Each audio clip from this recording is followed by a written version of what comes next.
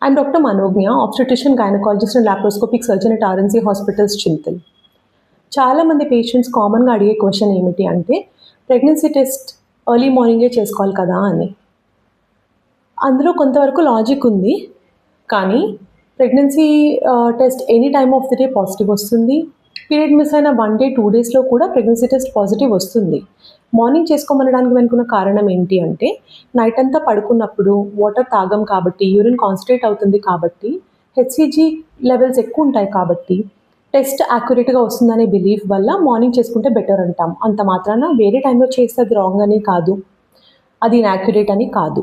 కానీ mid day కానీ night కానీ చేసినప్పుడు ఒకవేళ ప్రెగ్నెన్సీ టెస్ట్ మీకు ఇన్కంక్లూజివ్గా వచ్చింది, వీక్గా వచ్చింది, ఆర్ మీకు డౌట్ ఉంది అన్నప్పుడు next day early morning first sample తీసుకొని టెస్ట్ చేసుకుంటే మీకు బెటర్ ఉంటుంది.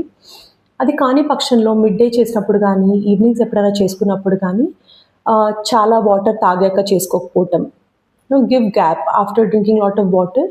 You should not do it immediately, ఎందుకంటే యూరిన్ డైల్యూటెడ్ ఉంటుంది కాబట్టి కొంచెం గ్యాప్ ఇచ్చాక ప్రెగ్నెన్సీ టెస్ట్ చేసుకుంటే that is also good enough.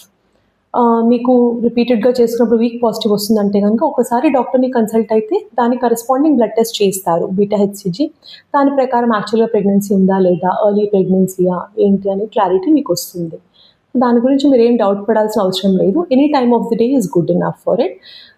Early morning sample is the best sample, that is the logic.